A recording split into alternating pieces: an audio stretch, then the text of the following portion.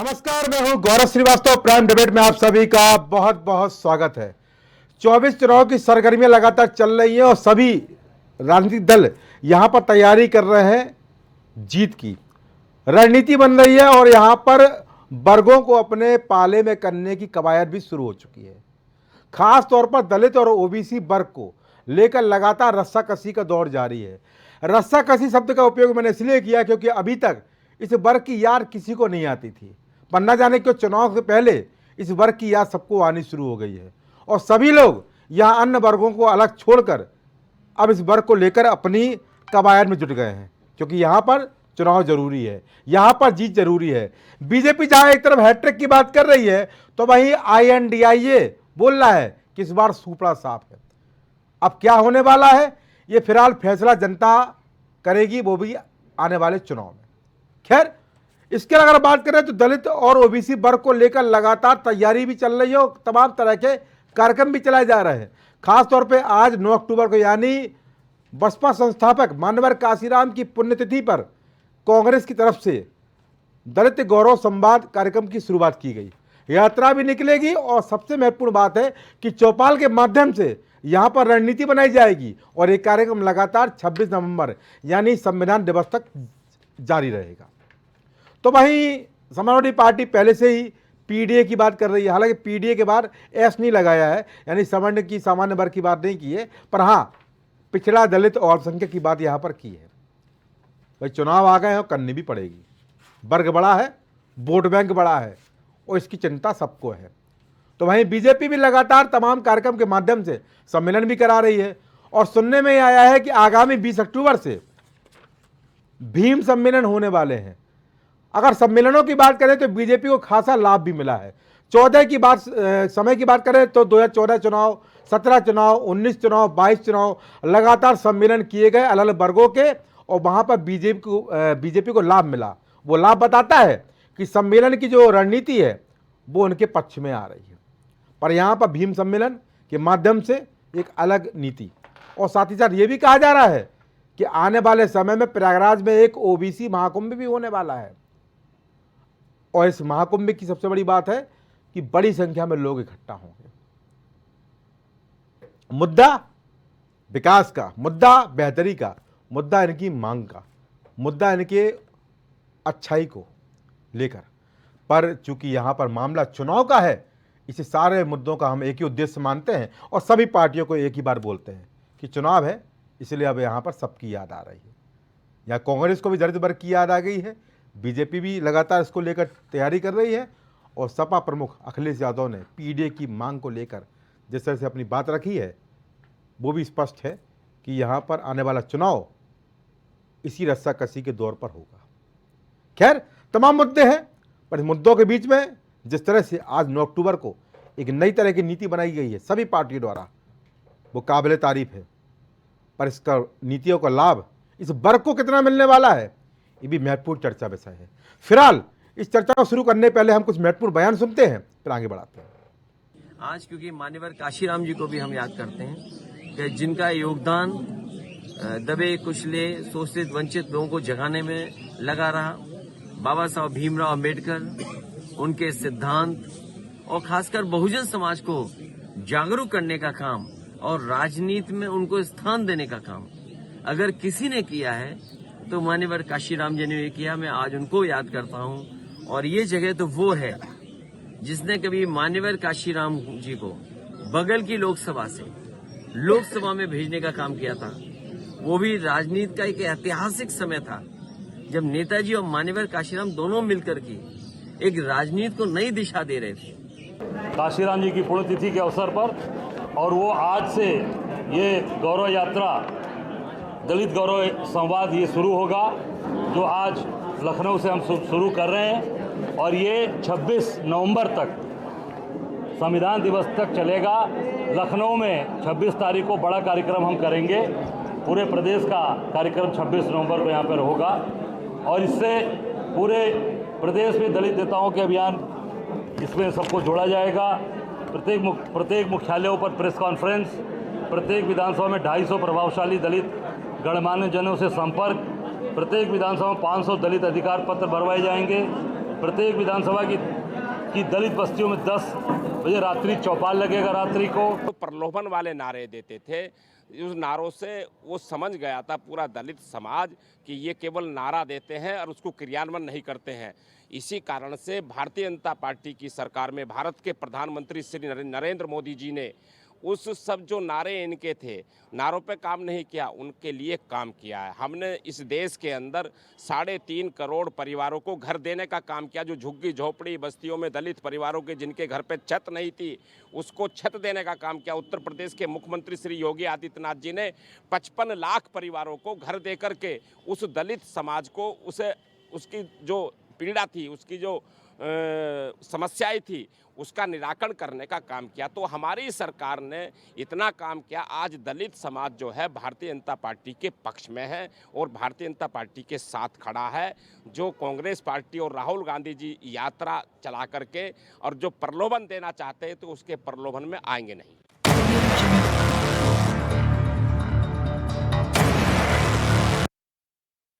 विषय है और इस पे अभी कुछ मेहमान जुड़ेंगे, क्योंकि यहाँ पर चर्चा करनी बहुत ज़रूरी है, क्योंकि यहाँ पर सभी को अचानक दलित वर्ग की याद आ गई है, सभी को अचानक ओबीसी वर्ग की याद आ गई है, क्योंकि यहाँ पर चुनाव आ गया है।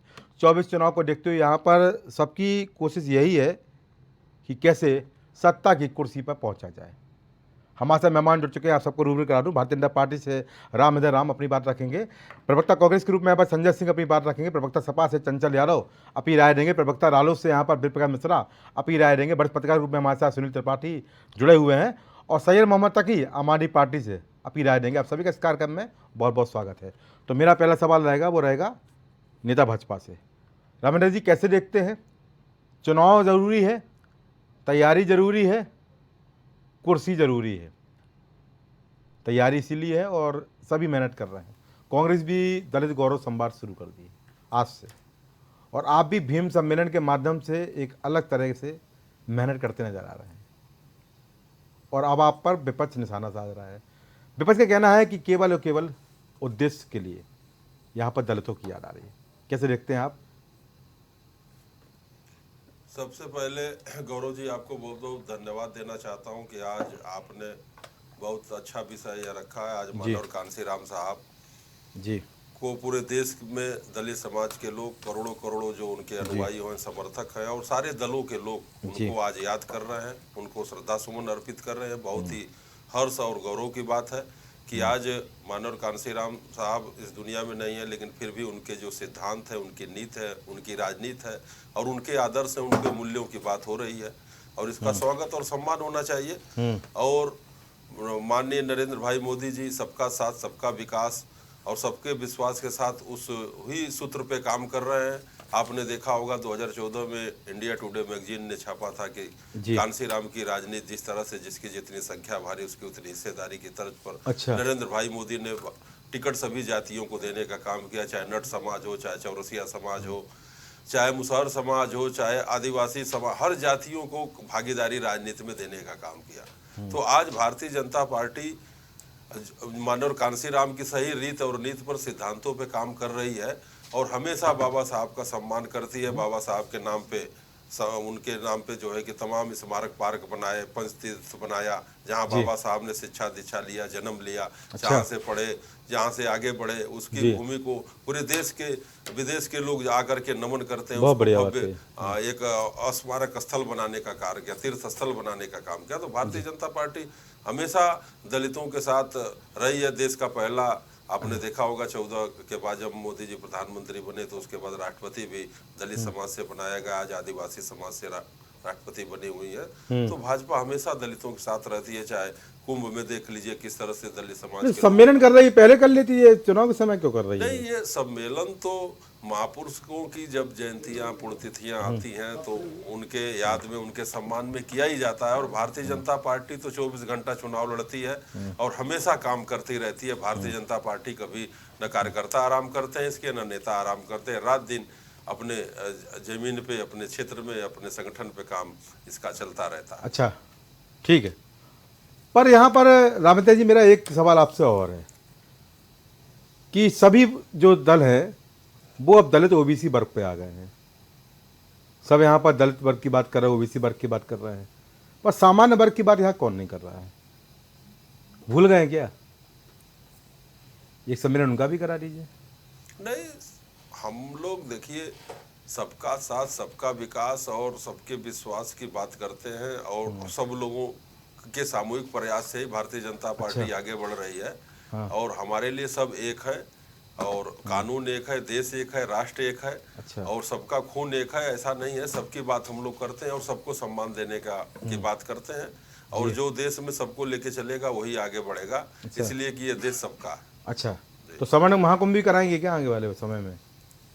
पूछ रहे मैंने ऐसे। सवर्ण महाकुंभ कराने का अगर पार्टी अगर होगी तो कराएगी, हालांकि हमारे अभी कुछ ऐसी व्यवस्था नहीं है, इस तरह से कोई चर्चा नहीं है। ठीक है, हाँ अभी कोई बात ठीक है, ओबीसी महाकुंभ जरूर कराएंगे। ठीक है, नेता कांग्रेस संजय भाई क्या बोले, देर आए दुरुस्त आए या फिर समय की मांग अचानक याद आ गई? हाँ, मैं तो समय की मांग ही करूंगा। अच्छा, क्यों अचानक याद आ गई? अच्छा, क्योंकि आप देखिए 2024 का चुनाव है, इसमें ओबीसी सम्मेलन हो रहा है, दलित सम्मेलन हो रहा है और 2022 से पहले जो है प्रबुद्ध सम्मेलन हो रहा था। आपको याद होगा, बड़ी बड़ी मूर्तियां, मुझे सब याद है, बड़े बड़े वादे घोषणाएं हुई थी।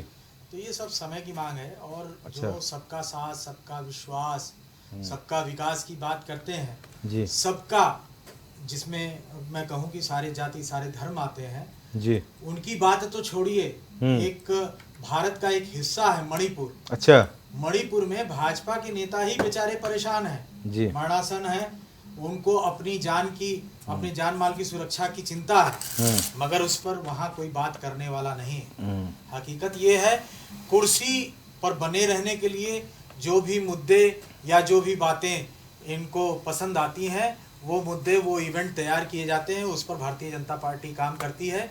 सबका साथ सबका विश्वास सबका विकास, ये सब खोखले नारे हैं। अच्छा, खोखले नारे धर्म की बात आती है तो उसमें एक धर्म के साथ खड़े हो जाते हैं। जब अपने धर्म की बात आती है, उसमें दो जातियों की बात आती है, तो वहां भी ये एक पक्षी हो जाते हैं। अच्छा, एक पक्ष के साथ खड़े हो जाएंगे, दूसरे पक्ष की महिला अगर वो दलित है तो पता चला कि उसके साथ खड़े होने में परेशानी होने लगती है। अच्छा, तो सबका साथ सबका विकास सबका विश्वास, ये खोखलापन है। चुनाव जब आते हैं, इस तरह के इवेंट होते हैं और अगर इस तरह के इवेंट की आवश्यकता नहीं पड़ती, अगर इन्होंने काम किया होता तो अपने काम बता रहे होते कि हमने पिछले 6 सालों में उत्तर प्रदेश में काम किया, 9 सालों में केंद्र में क्या काम हुए। यहाँ डबल इंजन सरकार आने में जो सामंजस्य मांगते थे माननीय मोदी जी कि उत्तर प्रदेश में हमारी सरकार बनवा दीजिए, जिससे कि केंद्र और राज्य में जो सामंजस्य बने और यहाँ तेजी से विकास हो सके, यहाँ पे वो विकास नहीं हो रहा। आज भी नौजवान पलायन को मजबूर है, कानून व्यवस्था एकदम ध्वस्त है, संजय जी, महिलाएं एकदम पीड़ित है, बलात्कार होने पर उनके साथ खड़ा होने वाला कोई नहीं होता। ठीक, बहुत अच्छी बात है, कहीं मुझे अच्छा लगा मेरे को। पर ये बताइए संजय जी, मैंने आपसे सवाल पूछा, देर आए दुरुस्त आए, दलित गौरव संवाद 9 अक्टूबर शुरुआत, 26 नवंबर समापन। आपको नहीं लगता कि कांग्रेस पार्टी भी चुनाव के समय उत्तर प्रदेश सक्रिय होती है? इसके पहले हमने देखा था कि जब 22 चुनाव था तो प्रियंका गांधी वाड्रा यहाँ पर आई, लड़की हूँ लड़ सकती हूँ का नारा दिया, उसके बाद 40% महिलाओं को टिकट दिया। हालांकि जो भी उन्होंने कहा उन्होंने किया, तो दो राय नहीं है। पर इसके बावजूद यहाँ पर चुनाव के समय अगर बीजेपी भीम सम्मेलन करा रही है तो आपको तकलीफ है, तो आप भी तो चुनाव के समय ही दलितों को याद कर रहे हैं। इसके पहले कब याद किया भैया? देखिए, आपने प्रियंका गांधी जी का नाम लिया, वो हमारी सर्वोपरि नेता हैं जी। लड़की हूँ लड़ सकती हूँ, आप ईमानदारी से बताइएगा कि उत्तर प्रदेश में जब भी किसी लड़की के साथ अन्याय हुआ हो, अच्छा, किसी भी जाति किसी भी धर्म की लड़की के साथ, अगर उसकी बात कोई सुनने वाला नहीं था, तो माननीय हमारी नेता प्रियंका गांधी जी ने उस बात को सुना, उस बात को मुखरता से रखा। चाहे वो उन्नाव का मामला हो, चाहे हाथरस का मामला हो, आप बताइए, प्रियंका गांधी जी ने ही उस मुद्दे को नहीं उठाया। चाहे सोनभद्र का मामला हो, चाहे उम्भा का मामला हो, प्रियंका गांधी जी खड़ी हुई और सरकार के साथ अगर कोई लड़ा तो प्रियंका गांधी जी लड़ी। अब रही बात कि हम विपक्ष में बैठे हैं, हम भी राजनीति में है, कांग्रेस पार्टी भी चुनाव लड़ती है, चुनाव लड़ने के अपने तरीके होते हैं। हम देश में हमने सबसे लंबे समय तक राज किया है, हम विपक्ष में हैं, आज हमारे पास किसी को देने के लिए कुछ नहीं है। लेकिन अतीत में जो हमने दिया है किसी भी जाति किसी भी धर्म को, तो आज हम उसको उनके बीच जाकर बताने का प्रयास कर रहे हैं। इससे पहले आपने देखा होगा, अभी दलित, आज चूंकि काशीराम जी की पुण्यतिथि थी, इस पे हम एक कार्यक्रम लाए हैं। इससे पहले हमारी माइनॉरिटी सेल ने भी इस तरह का एक कार्यक्रम चलाया, माइनॉरिटी और दलित की एकता की बात की। सवर्णों के बीच में भी हम जाते हैं, सवर्णों के लिए कांग्रेस ने क्या काम किया जी। आप देखिए, खाद्य सुरक्षा बिल हो, चाहे सूचना का अधिकार हो, चाहे मनरेगा हो, किसी भी जाति किसी भी धर्म को देखे बिना ये सारे बिल कांग्रेस ने 10 सालों की सरकार में अपना दिया, जो कि हर जाति, हर धर्म, हर गरीब के लिए था। इसमें किसी भी जाति किसी भी धर्म को नहीं देखा गया। मेरा सवाल और ले लीजिए। आपने कहा हमारा कुछ देने के लिए नहीं है, 4 राज्यों में सरकार है आपकी, और जब 4 राज्यों में सरकार है तो बहुत कुछ देने के लिए है। देखिए, 4 राज्यों में जहां तक सरकार है, आप तुलना कर लीजिए। जहां भाजपा की सरकार है वहां गैस सिलेंडर अगर 1200 में बिक रहा है, तो कांग्रेस की जहां सरकार है वहां 500 रुपए में बिक रहा है। यहाँ पे ओल्ड, फिर आप क्यों कह रहे हैं कि यहाँ पे कुछ देने के लिए कुछ नहीं है? मैं कह तो रहा हूँ कि उत्तर प्रदेश की मैं बात कर रहा हूँ। यहाँ हमारे हाथ में देने के लिए अभी नहीं। हम सरकार में आएंगे तो हम क्या देंगे, कैसे आएंगे, हम चुनाव के समय सक्रिय होकर हम दूसरे प्रदेशों में क्या दे रहे हैं वो बताने का प्रयास कर रहे हैं। हम सिलेंडर 500 रुपए में देंगे, हम बिजली के दाम आधे देंगे, महिलाओं को 1500 रुपए की पेंशन देंगे, MSP जो है हम 2300 रुपए दूसरे प्रदेशों में दे रहे हैं, यहाँ पे देंगे गेहूं और धान के। ये सारी योजनाएं जो हम उत्तर प्रदेश के बाहर जहां हमारी सरकार है, हम पहले से। अच्छा, ये मानते हैं कि नहीं मानते हैं कि चुनाव के समय सक्रियता हो गई है, दलितों को याद आ गई है? देखिए, स्वाभाविक सी बात है कि चुनाव से पहले जो संगठन होता है वो साइलेंट रूप में वो क्षेत्र में काम करता रहता है। अच्छा। चुनाव के समय काम दिखने लगता है और निश्चित रूप से सक्रियता थोड़ी सी बढ़ जाती है। जो हमारे प्रोग्राम्स हैं पार्टी के, और जो जनता के बीच में हमें बातें कहनी है, या जो भविष्य का हमारा घोषणा पत्र हो सकता है, उसमें कौन कौन सी बातें हम लाने वाले हैं, वो जनता के बीच में लेकर हम जाते हैं। इसमें कोई नई बात नहीं है, हमेशा होता रहा है, सारे दल ऐसा करते हैं। ठीक है, सारे दल ऐसा करते हैं। प्रवक्ता सपा चंचल यादव PDA की बार लगातार सपा प्रमुख करते आ रहे हैं, और यहाँ पर जिस तरह से बिहार में जाति जनगणना के आंकड़े सार्वजनिक हुए, उसके बाद और बल मिल गया। एस की बात, यानी सवर्ण सामान्य वर्ग की बात भले ही कोई ना करे, पर यहाँ पर पिछड़ा, दलित वर्ग, अल्पसंख्यक वर्ग की बात सभी कर रहे हैं। कांग्रेस भी यहाँ पर दलित गौरव संवाद करने जा रही है। बीजेपी आने वाले समय में भीम सम्मेलन कराएगी। समाजवादी पार्टी की अपनी विचारधारा है, आपकी क्या नीति होने वाली है? क्या आप भी इसी विचारधारा पर आगे बढ़ते हुए इस तरह के कार्यक्रम आयोजित कराएंगे? क्योंकि समय चुनावी है, और संजय सिंह बोले भी हैं कि सभी करते तो हम भी कर रहे हैं। चंचल यादव, देखिए, समाजवादी पार्टी समाज के हर वर्ग, हर जाति धर्म का सम्मान करती है। अच्छा। और समाजवादी पार्टी ने हमेशा विकास की राजनीति की है। अच्छा। हम लोगों ने कभी विभाजनकारी राजनीति कभी नहीं की है। आपने अभी, मैं देखा अभी बीजेपी के नेता एक बोल रहे थे। अच्छा। ये लोग झूठ कितना बोलते हैं, झूठ बोलते हैं। अच्छा। और इनके यहाँ झूठ बोलने की परिपाटी तो ऐसी है कि बड़े नेता बड़े बड़े संस्थानों झूठ बोलते हैं, लाल किले की प्राचीर से झूठ बोलते हैं, मुख्यमंत्री विधानसभा के अंदर झूठ बोलते हैं। अच्छा। 86 में 56 की बात करते हैं, पूछा गया टेबल कर दिए, आज तक टेबल नहीं कर पाए। अच्छा। मैं आता हूँ दलित प्रेम, इनका दलित प्रेम कुल दिखावटी है। अच्छा। मुंह में राम बगल में छुरी। अच्छा, मुंह में राम बगल में छुरी। हाँ, अच्छा। ये इनका एक कैरेक्टर है। मैं आपको बताता हूँ कैसे। आप याद करिए 13 पॉइंट रोस्टर, अच्छा, ये ला करके पिछड़ों दलितों हक जो खाने का काम कर रहे हैं। ठीक। दूसरा जो है लेटरल एंट्री के माध्यम से, वहां भी सरकारी नौकरियां, आज अगर हम देखें, अकेले मैं ऑन रिकॉर्ड बोल रहा हूं, चेक करवा लीजिएगा, अकेले रेलवे में 3.25 लाख नौकरियां खत्म कर दी गई। अच्छा। जानते हैं कि साजिश क्या थी? कि पिछड़े दलित लोग नौकरी ना पाएं। अच्छा, ठीक है। अब आइए आगे, जो हमारी नवरत्न कंपनियां थी, उन सब में बराबर भर्ती चलती रहती थी। अच्छा। हम लोग तो इलाहाबाद यूनिवर्सिटी में पढ़ने वाले लोग हैं, हमेशा जो है फॉर्म लटके रहते थे। अच्छा। SSC की परीक्षाएं 2 बार होती थी, गौरव जी। अच्छा। और आज बता नहीं पाएंगे भारतीय जनता पार्टी के लोग लास्ट टाइम कब हुई थी। अच्छा। तो ये भारतीय जनता पार्टी का चाल चरित चेहरा ये है कि पिछड़ा दलित अल्पसंख्यक विरोधी है। अच्छा। और जहां तक आपने सपा की बात की, हम लोगों ने PDA की बात नहीं, की है। पिछड़ा दलित अल्पसंख्यक विरोधी, सवर्ण विरोधी भी है क्या? नहीं, कतई नहीं विरोधी है। अभी आपने उदाहरण देखा होगा। अभी हमने घोसी में चुनाव कराया है। आपने देखिए, हमने वहां पे जनरल कैंडिडेट को टिकट दिया, और हमारे समाजवादी पार्टी के एक मजबूत कार्यकर्ता को टिकट दिया। अच्छा। और वहां की जनता ने सम्मान दिया। अच्छा। और मैं दूसरी बात एक जो बताना चाह रहा था कि आप सोचिए, दलित प्रेम इनका, यही आप देख लीजिए, जो हमारे देश के प्रथम नागरिक हैं। अच्छा। जब देश के लोकतंत्र मंदिर का उद्घाटन हो रहा था, आप सोचिए, उसमें उनको इनवाइट नहीं किया गया। अच्छा। कितनी दुर्भाग्य की बात है, दुर्भाग्य की बात। कितना बड़ा मैसेज आपने पूरी दुनिया में दिया कि जो राष्ट्रपति, अगर देखा जाए, महामहिम राष्ट्रपति जो है, देश का जो लोकतांत्रिक मंदिर है, उसका सबसे सर्वे सर्वा होता है जी। लेकिन क्या हुआ, अभी जब बजट जब बजट पेश होता है तो सबसे पहले किसका भाषण होता है? महामहिम राष्ट्रपति का। अब सोचिए उनको इनवाइट नहीं किया गया, पता है क्यों? केवल फोटो कहीं उनका ना आ जाए। अच्छा, फोटो ना आ जाए। अच्छा, कि भाई प्रधानमंत्री के अलावा कोई दूसरा चेहरा ना आ जाए। आज हालत यह है, उसी लोकतांत्रिक जो लोकतंत्र के मंदिर में हिंदुस्तान का जो एक सांसद, बिगड़ैल सांसद भारतीय जनता पार्टी का क्या क्या बातें बोलता है। पूरी दुनिया में लोगों ने देखा होगा, पूरे शर्म से झुक गया हमारा देश उस दिन कि मतलब बताइए इस तरीके से ऐसे लोग हैं जो एक समाज, एक वर्ग को इतनी उनके मन में इतनी बड़ी घृणा है, इतना बड़ा उनके अंदर पाप है। वो मन में क्या रखते हैं मैंने बताया नहीं, मुंह में राम बगल में छुरी। मैं आता हूं, दूसरी बात आपने देखा होगा यहीं भव्य राम मंदिर का उद्घाटन शिलान्यास हुआ। आप बताइए क्या उसमें महामहिम राष्ट्रपति को नहीं बुलाना चाहिए था? और जो लोग, जो दलित पिछड़ा, जो लोग मंदिर बनाने के आंदोलन में लगातार लगे रहे, उनको तक नहीं इनवाइट किया गया। उनको भी नहीं बुलाया। श्रद्धेय कल्याण सिंह को इनवाइट नहीं किया गया, विनय कटियार जी को इनवाइट नहीं किया गया। और सबसे बड़ी बात गौरव जी जान लीजिए, कितना जातिवादी मानसिकता इनका है। कल्याण सिंह होते तो इनवाइट करते, उसमें थे ना, उसमें थे, पता कर लीजिएगा, उसमें थे। दूसरी बात, उनको मेंबर तक नहीं बनाया गया।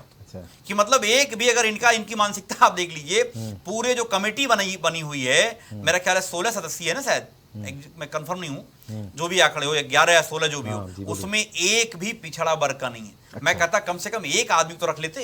विनय कटियार बेचारा रख लेते उनको। पूरा जीवन समर्पित। बेचारा समझ नहीं आया, बेचारा ही है इसमें। अच्छा, बेचारा है और क्या, बेचारा ही है। क्या हालत है देखिए, आता है इंटरव्यू, सुनिए आप कभी।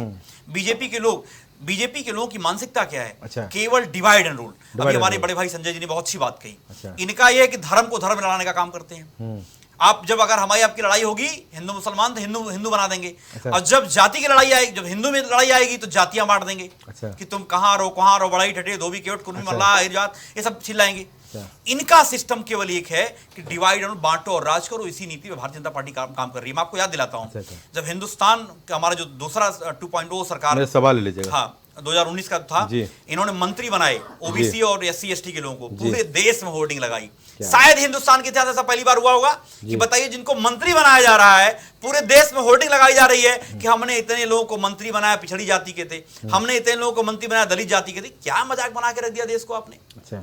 और आपको बताता हूं, अभी जो हमारी जो सिलेंडर को लेकर के हमेशा प्रदर्शन करती रहती थी, श्रीमती स्मृति ईरानी जी, अमेठी की घटना है। अमेठी में इन्होना थाना पड़ता है। एक दलित बेटी ने, अभी 4-5 दिन पहले घटना है, एक दलित बेटी कुर्सी पे बैठ गई और वहां की वीडियो वायरल हुई। आपने शायद दिखाया भी होगा आपके चैनल में, वीडियो वायरल हुई थी। उसने कहा कि तुम चमारिन हो, तुम्हारी हिम्मत कैसे हो गई, तुम कुर्सी पे बैठ गई। ये इनके शासन नहीं, ये हालत। मैंने कहा कि इनका बस एक सिद्धांत है कि मुंह में राम बगल में छुरी, वही इनका ये चरित्र है, यही इनका एक काम है। और आपको मान्यवर कांसी राम जी को मैं सशक्त नमन करता हूं। मान्यवर कांसी राम को सबसे पहले लोकसभा भेजने का किसी ने काम किया, तो समाजवादी पार्टी ने भेजने का काम किया। ठीक है भाई, बड़े अच्छी बातें कही। शायद राम भाई को भी अच्छी लगी होगी, नेता कांग्रेस को भी अच्छी लगी, मुझे बड़ी अच्छी लगी। मेरे सवाल ले लीजिए, अब जाति की वर्गीकरण की बात की, आपने कहा कि हम जाति की बात नहीं करते, तो PDA ये भी तो विभागीय है, ये तो वर्गीकरण ही है, ये भी तो बांटा ही है। बता देता हूं मैं। हाँ, बता दीजिए।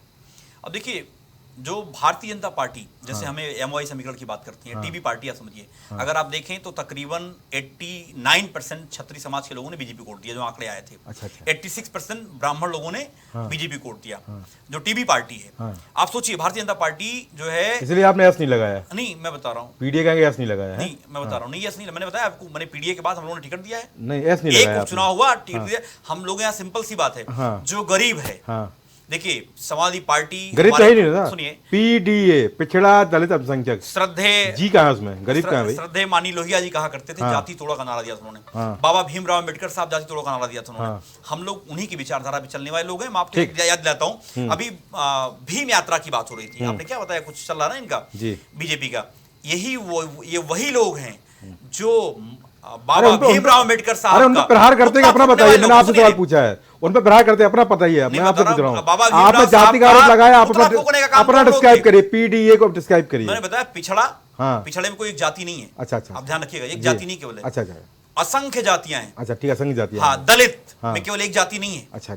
अल्पसंख्यक में एक जाति नहीं है। और एक बात और जान लीजिए, मैं आपको बताता हूं, अगर हम लोग ये भी बात करें, जो जनरल में जो गरीब लोग हैं, समाजवादी लोगों ने काम करके दिखाया है। समाज जोड़ेंगे, सुनिए, एस जोड़ेंगे नहीं जोड़ेंगे, जुड़ा हुआ है ऑलरेडी हमारे अच्छा। साथ। गरीब चलिए, तबका है, PDS बोलेंगे क्योंकि अमीर आदमी। हाँ। अभी जो हमारे बीजेपी प्रवक्ता साथी बैठे हैं, हृदय भाई आप बता दिए कि आपके घर में 1200 सिलेंडर नहीं आता है? अच्छा, आप भी तो मजबूरी में ले रहे हैं। चलिए, लेकिन मैं ये भी जानता हूं, आपके चलिए, चैनल ठीक से है, कई बार ऐसे बोल चुका जुड़ेंगे, ठीक है। हूं, आपको शायद डांट पड़ती हुई घर में कि चलिए। कौन सी पार्टी के नेता चलिए। हो जो 1200 रुपए का सिलेंडर आता है, 400 रुपए का इंटरनल सिलेंडर बातें आता बारे है। पूछते रहेंगे, ठीक है। हमारे साथ प्रवक्ता हमारी पार्टी शेर मोहम्मद तकी भाई, कैसे देखते हैं भाई, आपकी तो अलग ही नीति है इस समय, अपने नेता को लेकर लगातार आप अलग ही युद्ध लड़ रहे हैं, पर चूंकि यहाँ पर बात वर्गों की हो रही है, अचानक से पार्टियों को दलित वर्ग याद आ गया, सम्मेलन हो रहा है, यात्राएं निकल रही है, चौपाल लगाई जाएंगी, और सबकी यहाँ पर उद्देश्य है, स्पष्ट है, कोई छिपी बात नहीं है,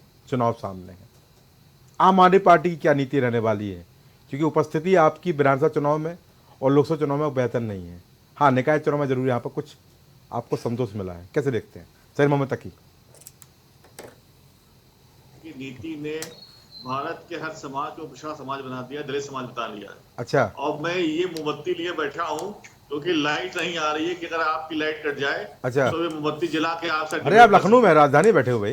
लखनऊ में लाइट नहीं आ रही है, पिछले 6 घंटे से ज्यादा लाइट नहीं आ रही थी, पूरे इन्वर्टर मेरे घर के पहुंच चुके हैं। अच्छा। और मैं मोमबत्ती लिए हाथ में बैठा हूँ कि अगर अच्छा। लाइट चली जाए और अच्छा। बिजली गुल हो जाए तो मोमबत्ती जला के आपसे डिबेट कर सकूं। अच्छा, और मैंने आपको मैसेज भेजा था, अच्छा। आपको याद होगा अभी थोड़ी देर पहले जी। कि मेरा मोबाइल फोन डिस्चार्ज होने वाला है, जल्दी अच्छा। मुझे पहले बोलने दीजिएगा। अच्छा, ये हाल कर रखा है जब हमें अपने घरों में दीपक जलाने पड़ रहे हैं, लाइट नहीं आ रही है। भाजपा सरकार ने उत्तर प्रदेश की राजधानी लखनऊ का ये हाल है। अच्छा, जहां पहले लाइट बहुत कम जाया करती थी, अब लाइट अरे लाइट की बाद में कर लेंगे, रोज मुद्दे पे आ जाइए। हाँ, तो सब पिछड़े हो गए, सब अच्छा। पिछड़े हो गए, दलित हो गए, ना पानी मिल रहा है, ना लाइट मिल रही, ना सड़क मिल रही है, सब पिछड़े हो गए, सही नहीं अच्छा। है। सबका हाथ पिछड़ो जैसा हो गया, सबका हाथ दलितों से बदतर हो गया। बीजेपी शासन से बीजेपी के लोग या बीजेपी के मंत्री या बीजेपी के पदाधिकारी फायदा उठा पा रहे हैं और पूरा समाज 90% जनता पिछड़ा हो गई है, पीछे चली गई है। अच्छा, न स्कूल ढंग से बना पाए हैं, न सड़कें ठीक से बना पाए हैं, न बिजली सही दे पा रहे हैं, न पानी सही दे पा रहे हैं, क्या अच्छा। कल्याण कर पा रहे हैं? नहीं, आप इस वर्ग के लेकर कोई रणनीति बना रहे हैं क्या शेर मोहम्मद तकी? मेरा सवाल है देखिए, आपसे। हमारे लिए सभी वर्ग समान है। अच्छा, अच्छा, हम चाहते हैं, हम बाबा भीमराव अम्बेडकर को सम्मान करते हैं। हम चाहते हैं जो समाज में सबसे पीछे लोग, उनको आगे आने का मौका देना चाहिए। अच्छा। उनको आगे खड़ा करना चाहिए। अच्छा, ताकि जिस परेशानियों से वो हजारों साल से जूझते आ रहे हैं, उनको बाहर निकालना हर भारतीय का कर्तव्य है, हमारा भी कर्तव्य है। अच्छा, समर्थन करते हैं इस वर्ग का? आप समर्थन करते हैं? हम उस वर्ग का बिल्कुल समर्थन करते हैं, सारे वर्ग का समर्थन करते हैं, हम सबके अच्छा, साथ हैं। अच्छा, नहीं, इस वर्ग का समर्थन करते नहीं करते हैं? देखिए उस वर्ग का अधिकार क्या है, उसको अच्छी शिक्षा दी जाए। अच्छा। हमने स्कूल के लिए काम किया। अच्छा, हमने स्मार्ट क्लासरूम बनाया, वर्ल्ड रिकॉर्ड बनाया। अच्छा। मनीष सिसोदिया के क्लासरूम का जिक्र जो है अमेरिका तक अच्छा, हुआ। अच्छा। न्यूयॉर्क टाइम्स से फोटो निकली। ठीक है। उसी मनीष सिसोदिया को झूठे आरोप में बीजेपी ने जेल ठीक भेज है दिया। जी। सतेज जैन ने मोहल्ला क्लिनिक बनाई, जिसमें गरीबों का, पिछड़ी जातियों का, ऑटो रिक्शा ड्राइवरों का, सब्जी वालों का, रेहड़ी पटरी वालों का सबका मुफ्त इलाज हो, उनको जेल में भेज दिया। जी। तो भारतीय जनता पार्टी में जो लोग भ्रष्टाचारी बलात्कारी है और जो भ्रष्टाचार करके आते हैं, उनको मुख्यमंत्री बना दिया जाता है, एकनाथ शिंदे को उप मुख्यमंत्री बना दिया जाता है, अजीत सिंह को, अरे अजित पवार को। शेर मोहम्मद तकी, मैं आपसे सवाल पूछ रहा हूँ, यहाँ पर इस वर्ग को लेकर सभी पार्टियों में रणनीति बनाई जा रही है, कार्यक्रम हो रहे हैं, क्या आने वाले समय में आम आदमी पार्टी भी दलित वर्ग को लेकर, ओबीसी वर्ग को लेकर इस तरह के कार्यक्रम बनाने वाली है? देखिए, आम आदमी पार्टी किसी वर्ग विशेष की राजनीति नहीं करती। ठीक है। आम आदमी पार्टी जनता से जुड़े हुए आम मुद्दों की बात ठीक करती है जी। और जो सबसे बुरा हाल जिस समाज का है, उस समाज के कल्याण के लिए काम करती है, चाहे कोई भी समाज हो। अच्छा। और दलित समाज का, पिछड़े समाज का हाल सबसे बुरा है, क्योंकि ये समाज ज्यादातर गांव में रहता है और गांव में मूलभूत सेवाएं आज भी नहीं मिल रही। जब शहरों का ये हाल है जहाँ मुझे मोमबत्ती, अच्छा, आप समाज को लेकर संकल्पित है कि नहीं है? आप इस समाज को लेकर संकल्पित हैं, बढ़ाएंगे आगे? बिल्कुल संकल्पित है। अच्छा। हम समाज को लेकर हम आगे रखते हैं समाज को। अच्छा, एक घटना मुझे याद आ रही है, ये कोई आपके मंत्री थे राजेंद्र पाल गौतम को हटा दिया था आपने भी, छोटी घटना। देखिए, राजेंद्र पाल गौतम को आम आदमी पार्टी ने नहीं हटाया था। हमारे गौतम जी ने बीजेपी के अन्याय के खिलाफ अच्छा इस्तीफा दिया था, इस तरह से उनको बदनाम किया गया था। अच्छा, बदनाम किया गया था। ऐसे बुद्ध कार्यक्रम बहुत होते हैं अच्छा। बुद्धिस्टों के, जिसके अंदर बीजेपी के नेता भी शामिल हुए हैं। अच्छा। देवेंद्र फडणवीस भी महाराष्ट्र में ऐसे प्रोग्राम में शामिल हुए थे। अच्छा। जिसके अंदर वो प्रतिज्ञा लेते हैं बाबा भीमराव अम्बेडकर की। तो उसमें कोई बड़ी बात नहीं, लेकिन उन्होंने बीजेपी की बात से आहत होकर बीजेपी के को से की बात उनको इतना बुरा लगा था कि उन्होंने अपने पत्नी पद से इस्तीफा दे दिया। अरे तो आप नहीं इस्तीफा स्वीकार ना करते, बनाए रहते स्वीकार उनको। किया हमने, अच्छा, हमने नहीं स्वीकार किया, लेकिन अच्छा। उन्होंने कई बार, हमने काफी देर तक स्वीकार चलिए, किया ठीक है। उसको, लेकिन उन्होंने कई बार चलिए, कहा ठीक है। कि आप स्वीकार कर लीजिए।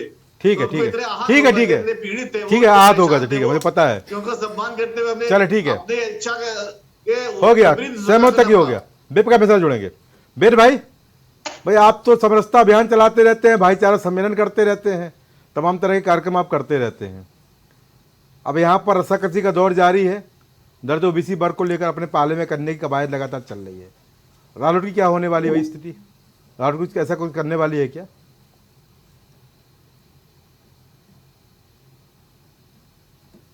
बेप प्रकाश मिश्रा, आपको मेरी आवाज आ रही है क्या? जी बोलिए।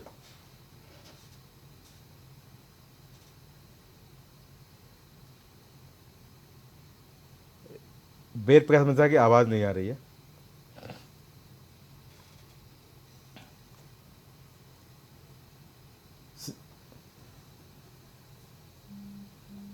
वेद प्रकाश मिश्रा जी, आपकी मुझे आवाज मुझ तक नहीं पहुंच रही है। संपर्क स्थापित हुआ है वेद प्रकाश मिश्रा जी आपसे? ठीक है,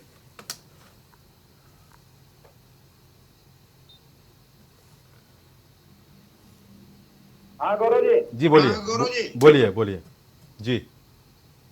मैं ये कह रहा हूँ जी। कि हम लोग इनके साथ कोई राजनीतिक मोलतोल नहीं करते हैं। अच्छा अच्छा, ये हमारा अभिन्न अंग है और हम इनके साथ लगातार संपर्क में रहते हैं, इनके दुख दर्द में शामिल रहते हैं और ये चाहते रहते हैं कि इनका सामाजिक उत्थान।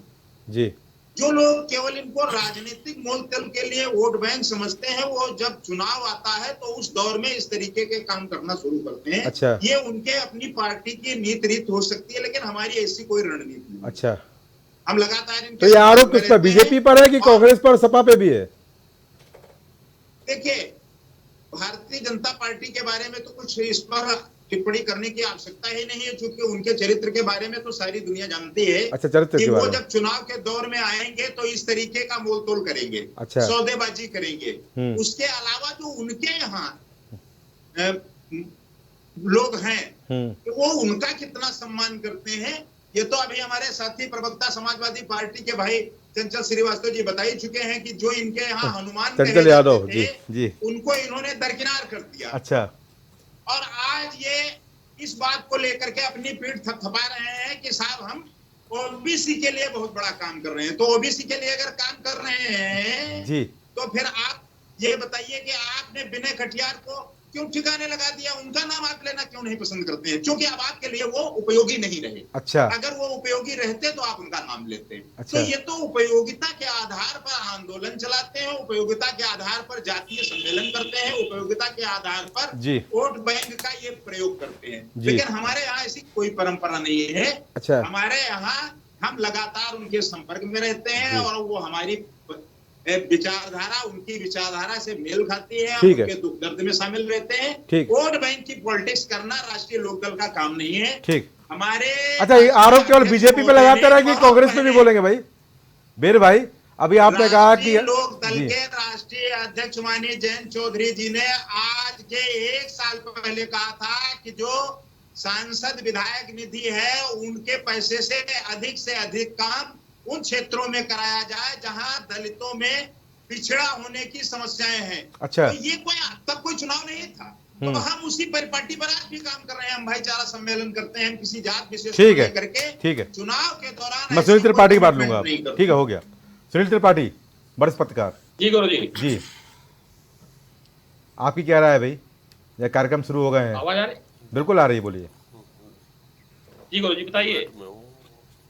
मुद्दा आपके सामने है। यहाँ पर दलित गौरव संवाद, भीम सम्मेलन समेत तमाम तरह के कार्यक्रम आयोजित किए जा रहे हैं। उद्देश्य सबका एक है, कोई दो राय नहीं है, और यहाँ पर सबकी अपनी प्रतिक्रिया है। जवाब आपका। गौरव जी जी हमें बड़े अफसोस साथ कहना पड़ रहा है जी, कि अंग्रेजों की गुलामी से तो हम मुक्त हो गए, अच्छा, लेकिन जाति और धर्म की गुलामी से अब इतना जकड़ गया है देश हमारा, जी, ये मेरी समझ से बाहर जा रहा है। अच्छा, ठीक है। जब चुनाव आता है तो राजनीतिक दलों को जातियां याद आती हैं, कहीं दलित प्रेम, कहीं पिछड़ा प्रेम, कहीं अन्य लोगों के प्रति स्नेह दिखाई पड़ता है जी। लेकिन जब कहीं महामारी आती है देश में, प्रदेश में, उस समय जनता के शुभचिंतक कितने दिखाई पड़ते हैं, कितने दिखाई पड़े हैं गौरव जी, ये जनता सब जान रही है। ठीक। और मैं कहना चाह रहा हूं कि आज दलित प्रेमियों को दलित प्रेम बहुत नजर आ रहा है, लेकिन माननीय काशीराम जी की नीतियों को अनुसरण करने वाली बहन मायावती जी की हत्या की साजिश करने वाले लोग अच्छा आज दलित प्रेम दिखाई दे रहे हैं।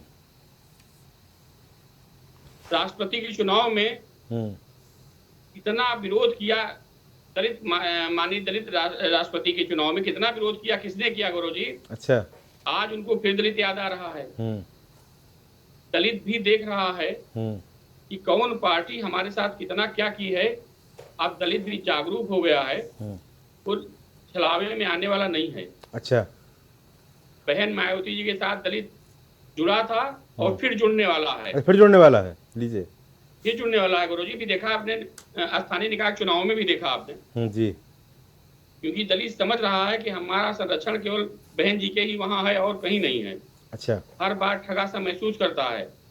और गौरव जी, मैंने सदैव कहा कि इस देश में अब दो ही वर्ग हैं, एक अमीर है एक गरीब है, एक शेर है एक बकरी है। अच्छा। जिसके बाद धन बल, जन बल, बाहुबल है वो शेर है, और जिसके पास ये तीनों बल नहीं है वो बकरी है। उसका हमेशा शोषण हुआ है। सुनील भाई, मेरा सवाल लीजिए, बाकी मेहमानों को लेता हूँ। सुनील भाई, आपको नहीं लगता है कि यहाँ पर जिस तरह से कांग्रेस भी लगातार इसको लेकर कार्यक्रम करने जा रही है, समाजवादी पार्टी भी यहाँ पर पूरी मेहनत के साथ जुट गई है, तो यहाँ बीजेपी की सोच है इस बार को अपने पाले में करने की, तमाम चुनाव यहाँ पर जीते हैं, वो चुनौती बनने वाली है? देखिए गौरव जी, 24 चुनाव नजदीक आ रहा है जी। आप वरिष्ठ पत्रकार हैं, आप भी देख लीजिए जनता रुझान जी। क्योंकि दलित जो मुख्य धारा से आज भी 70 सालों में नहीं जुड़ पाया है। मैंने कई बार कहा कि बुधिया के चूल्हे पे आज भी लकड़ियां नहीं है। अच्छा। इतना विकास के बावजूद भी वो मुख्य धारा से नहीं जुड़ पाया है जी। और आज इस पर कोई चर्चा नहीं कर रहा कि गरीब की मदद होनी चाहिए, नहीं उसमें दलित की मदद होनी चाहिए, बैकवर्ड मदद होनी चाहिए। ठीक है। और सवर्ण गौरव जी, एक सेकंड, सवर्ण को तो लग रहा है इस देश में कोई पूछ ही नहीं रहा है। अच्छा, लेट आया। सवर्ण कहीं आप देख रहे हैं, कहीं चर्चा हो रही है, बताइए हमको आप। जी ठीक है, मैंने पूछा, अभी जवाब लेंगे। अभी रामेदेव भाई, सबको सुना, आप जवाब आपको देना है, सत्ता में आप हैं, सबके आरोप आपके ऊपर है। जी। सबसे पहले गौरव जी, यहाँ पढ़े लिखे लोगों को बुलाया कीजिए भाई। अच्छा। अपने रिकॉर्ड से पहले चीज तो आपका लोकप्रिय चैनल है, करोड़ों लोग देख रहे हैं। इन्होंने बड़ा अशोभनीय असंसदीय जाति सूचक शब्द का इस्तेमाल कर दिया गया अमेठी की घटना बता करके। उस पे SC/ST एक्ट का मुकदमा आपके चैनल पे भी, इनके ऊपर भी हो सकता है। अच्छा। सुधार करने शब्दों में भी रिकॉर्ड से निकालते, जाति सूचक शब्द है। दूसरी चीज, ये समाजवादी पार्टी के भाई कह रहे थे कि भारतीय जनता पार्टी के बारे में, अरे भैया, गेस्ट हाउस कांड किसने कराया? 18 महीना सरकार नेताजी चलाए, माननीय कांशीराम साहब ने समर्थन दिया। जब समर्थन वापस लिया तो आपने अपने गुंडा बदमाश डाकुओं को भेज करके गेस्ट हाउस कांड में बहन जी की हत्या करने का प्रयास किया। स्वर्गीय ब्रह्मदत्त द्विवेदी जी उस समय। अब शांत रहिए, सुन लीजिए, आपका मैं सुनता जा रहा था, सुनते रहिए, सुन लीजिए तो अच्छा रहेगा। ठीक है। मान्यवर कांशीराम के नाम से जो जनपद एटा और कासगंज बना था, कांशीराम नगर, उसको किसने खत्म किया? श्री अखिलेश यादव ने। अच्छा। मान्यवर कांशीराम के नाम से सहारनपुर में मेडिकल कॉलेज बना था, शेख उल हिंद के नाम से किसने बनाया? मैं उसी सहारनपुर में मौजूद था, नेताजी मुलायम सिंह यादव, अखिलेश जी मुख्यमंत्री थे, उसके नाम को हटा करके शेख उल हिंद करने का काम किया। अच्छा। बाबा साहब अम्बेडकर पार्क को अय्यासी का अड्डा किसने किया? कहा स्वर्गीय नेताजी मुलायम सिंह यादव ने। अखिलेश यादव जी को कभी दलित समाज वोट नहीं देने वाला है।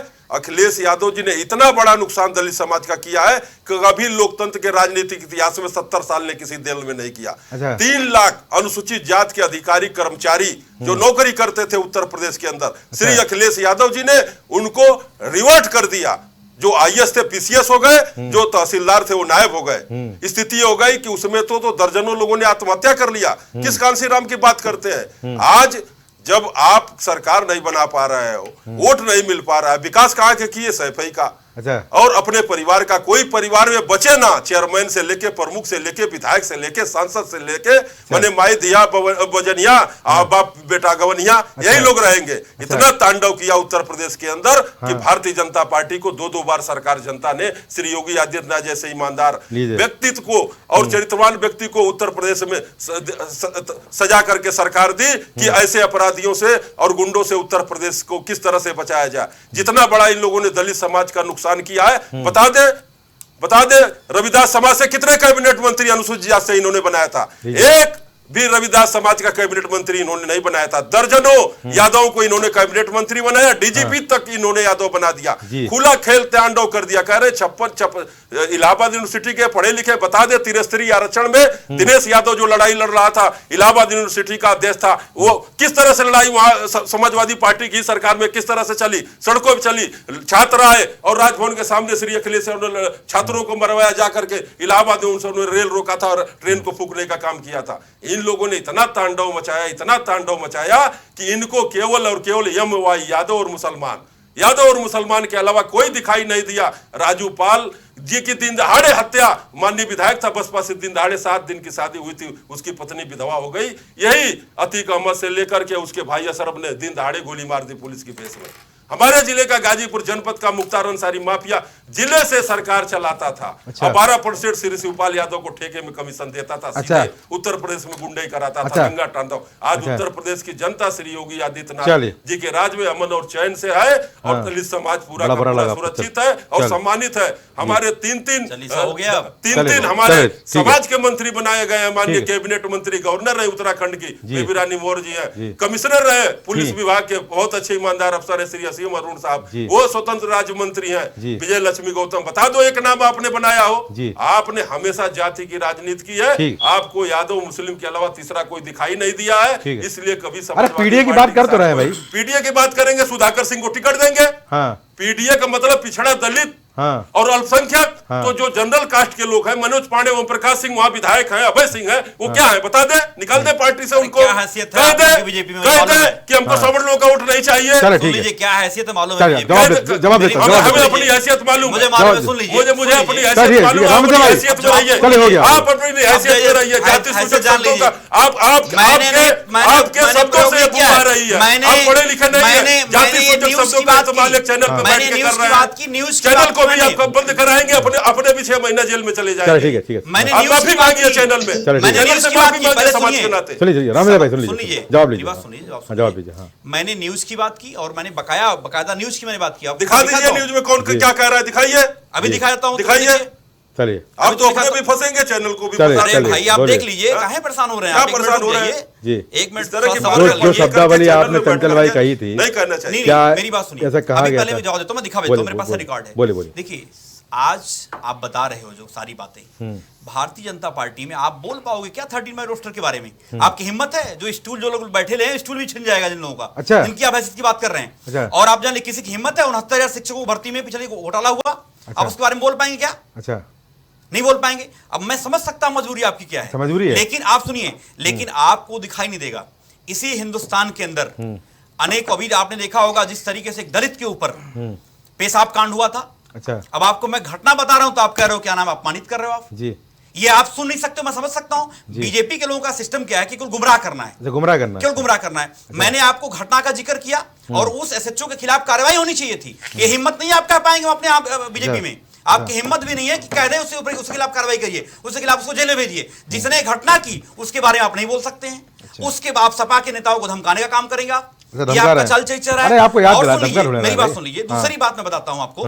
दूसरी बात आप बता रहे थे कि जो इलाहाबाद यूनिवर्सिटी की बात कर, पढ़े लिखे लोग बात कर रहे थे, कितने पढ़े लिखे लोग बीजेपी में, जरा आपको बताइए मुझे जरा, और क्या क्या बातें होती हैं। आप जब मैंने आपको लोकसभा के अंदर एक माननीय सदस्य की बात करी, उसके बारे में आपने कुछ नहीं बोला। अच्छा, मैंने मैंने आपसे लेटरल एंट्री के बारे में बोली, आपने उसके बारे में कुछ नहीं बोला। मैंने आपसे आरक्षण की बात की, उसके बारे में आपकी बोलने की हैसियत नहीं है। अच्छा, आप जानते अच्छी तरीके से, मुझे आप हैसियत का बता रहे हैं। अच्छा, आज सवाल यह है कि भारतीय जनता पार्टी में जो अन्याय, जो दलितों के साथ, पिछड़ों के साथ लगातार हो रहा है, और 1-2 जिले में नहीं, कोई ऐसा जिला उठा के देख लो, अगर आपको हैसियत का अंदाजा लगाना है, कोई अभी कोई दलित आदमी, कोई पिछड़ा चला जाए थाने में, उसको मालूम हो जाएगा कितना अन्याय है इस समय। अच्छा, थानों में, कचहरी में और आपके तहसील में तब आपको जानकारी मिलेगी। लेकिन आप है क्या, कारण क्या है कि भाई हमको अब अंधभक्ति का चश्मा लगा रखा हमने, हमको उसी हिसाब से चलना है। अंधभक्ति, अच्छा नहीं अंधभक्ति है, अंधभक्ति है। अभी आपसे मैं पूछूं, अगर यूनिवर्सिटीज में जो सिलेक्शंस हो रहे हैं, अभी मैंने कई बार आपके चैनल के माध्यम से बोला है, जो 13 पॉइंट रोस्टर के माध्यम से, अभी मैं आपको नाम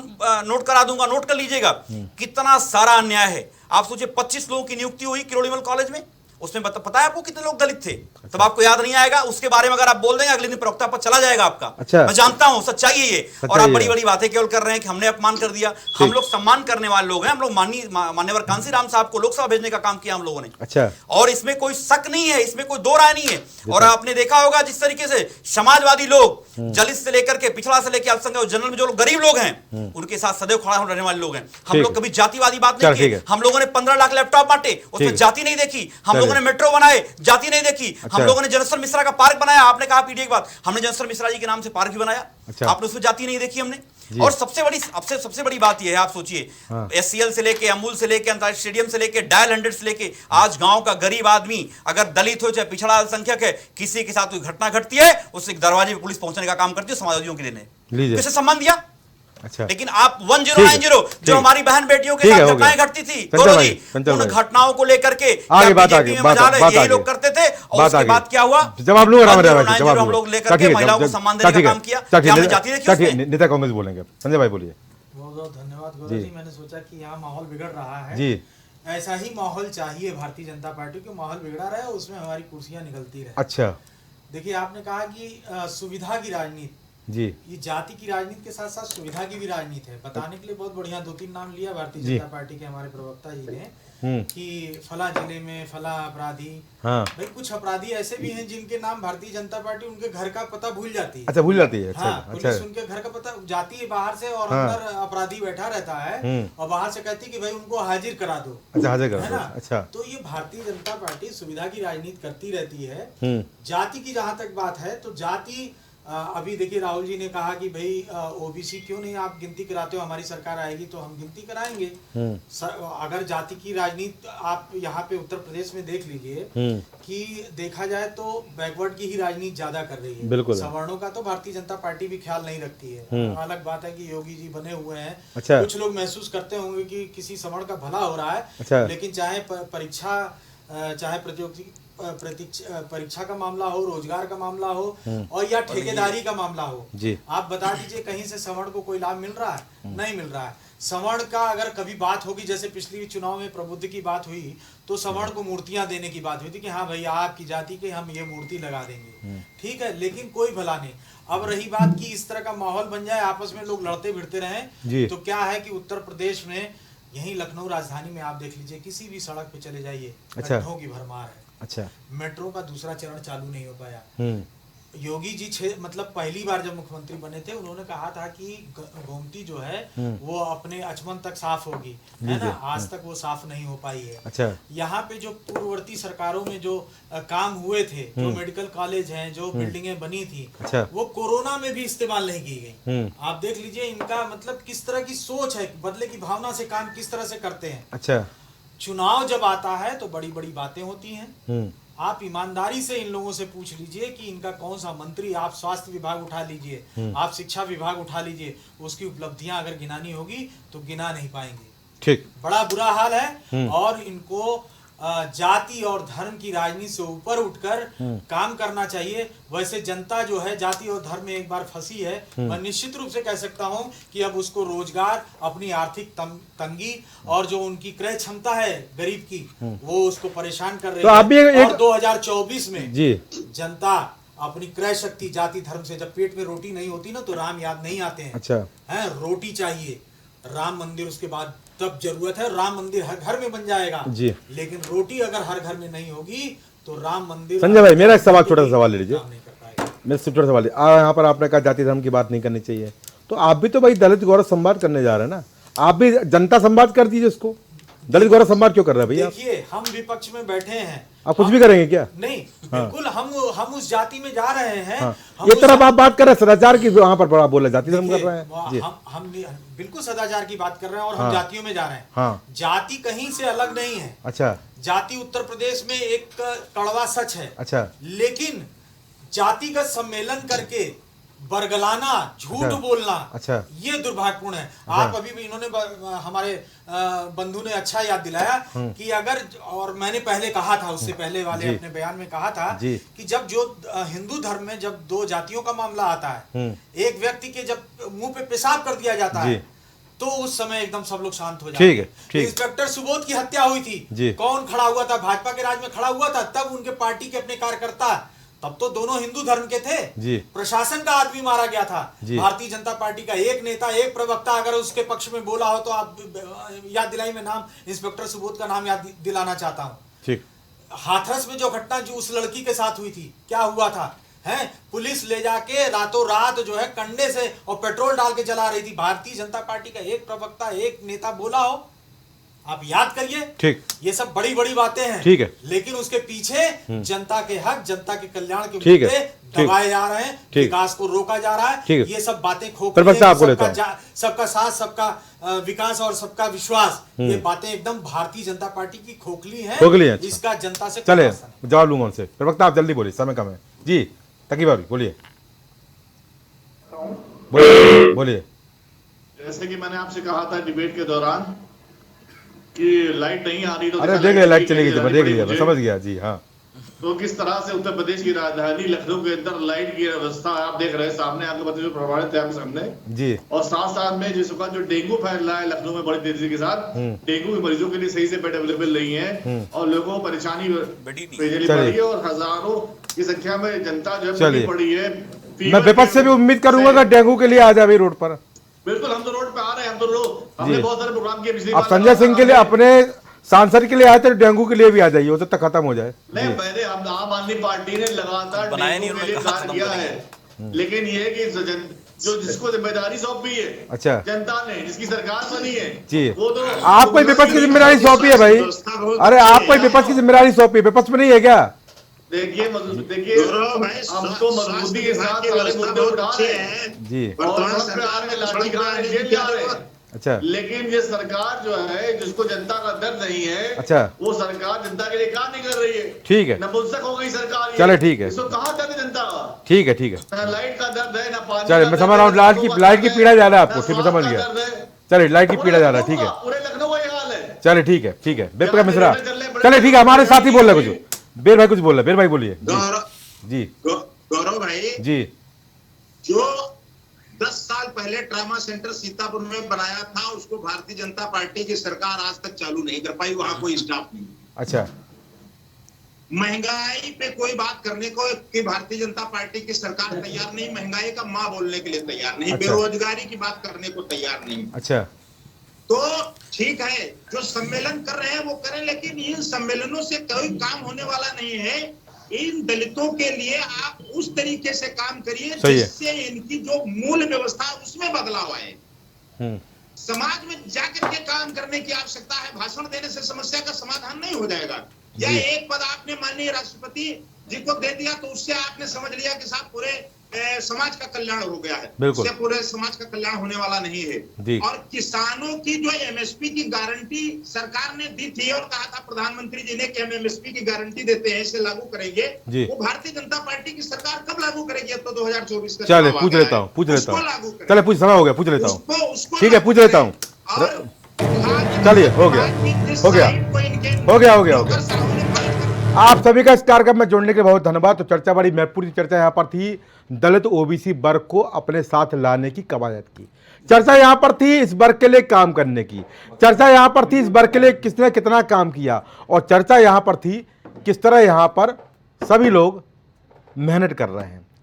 अब ये वर्ग किसके साथ जाने वाला है, ये वर्ग जानता है, ये वर्ग जानता है कि कौन किसका हितैषी है, ये वर्ग जानता है कि किसने इसके लिए क्या किया। यहाँ पर चुनाव आ गए हैं, इस तरह की रस्साकसी चलती रहेगी और चुनाव की सरगर्मियाँ चलती रहेंगी, सम्मेलन भी होंगे, यात्रा भी होगी, चौपाल भी होगी, संवाद भी होगा, पर सबसे महत्वपूर्ण बात है व्यवस्था में बदलाव कब होगा, कब इस वर्ग के लिए लोग बेहतरी के लिए काम करेंगे, कब इस वर्ग को विकास की मुख्य धारा में लाया जाएगा और कब ये वर्ग वास्तव में एक अच्छा वर्ग की तरफ अग्रसर हो सकेगा। ये बड़ा प्रश्न है, और ये बड़ा है प्रश्न ही नहीं बल्कि यच्छ प्रश्न है, और फिलहाल इसका उत्तर भविष्य के गर्भ में ही निहित है। जनता है, जनता सब जानती है, अंदर क्या है बाहर क्या है ये सब पहचानती है। जवाब 24 के चुनाव में मिलेगा कि ये वर्ग किसके साथ जाएगा। चाहे सम्मेलन कराइए, चाहे यात्राएं कराइए और चाहे संवाद करिए, वर्ग विशेष सब जानता है किसको कब क्या देना है। तो आज की चर्चा में इतना ही। नमस्कार।